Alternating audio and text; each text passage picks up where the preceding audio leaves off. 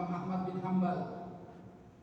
Imam Ahmad bin Hanbal sebagai tuan rumah menyajikan makanannya gercepnya luar biasa. Itu makanan banyak. Ya, dipersilakan kepada Imam Asy-Syafi'i untuk makan hidangannya, dihabisi Pak makanan semua. Dihabisi oleh beliau. Makannya lahap. Ya, disuruh nambah juga. Ya, sampai anaknya Imam Ahmad bin Hanbal yang namanya Abdullah, ya di hatinya itu mangkar juga. Apa mangkarnya?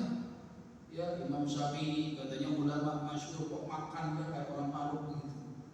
Ya, biasa orang awam kalau ketemu ulama kan mulutnya begitu. Ya, nggak paham apa yang ulama lakuin. Kemudian Imam Syafi'i izin bermalam di rumah Imam Ahmad bin Hanbal. Suatu malam orang-orang keluar kamar pada sholat tahajud, beliau nggak keluar kamar.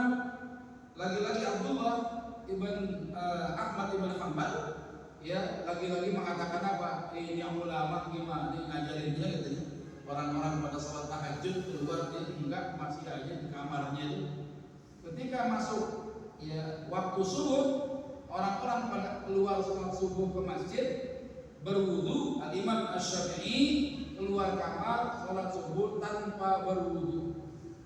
Lagi-lagi Abdullah nih bertanya, ini ulama gimana? Ini belajar fikihnya katanya. Bukankah tidur itu batalkan wudu? Ya.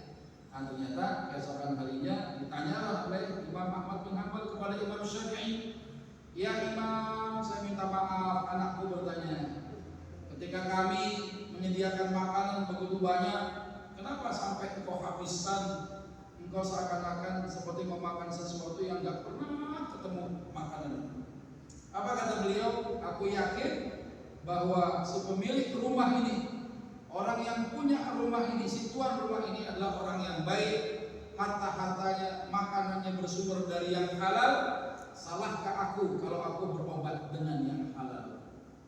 Jadi kita boleh tuh jadi tamu, disediain, habisin aja udah. Ya suruh nambah, minta lagi. Kenapa? Kita yakin apa yang disediakan adalah sesuatu yang halal. Bahkan kalau bisa bungkus lagi, kalau dia makan nambah, minta bungkus, cakep udah. Ada memang seperti itu. Ya, itulah sedekahnya orang yang punya rumah. Ya Imam, anakku bertanya ketika orang-orang keluar sholat tahajud, kenapa engkau tidak keluar sholat tahajud? Apa kata beliau? Bagaimana mungkin aku bisa melakukan ibadah sebagaimana kebanyakan orang, sementara ketika aku sandarkan kepalaku di bantal ini sudah muncul di benakku 70-an permasalahan fikih yang harus ditemukan jawabannya. Akhirnya beliau apa mutolak, ya dia cari jawaban atas permasalahan yang muncul di benaknya 70-an.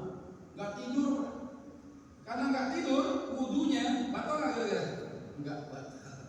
Ya, sampai beliau kemudian sholat subuh tanpa berwudu. Nah, ini contoh terbaik para ulama, ya, itu menyediakan dengan tangannya sendiri. Bahkan Rasulullah SAW, sebagaimana riwayat Al-Mughirah ibn Syu'bah, pada satu malam beliau pernah bertamu ya ke rumah Rasulullah SAW.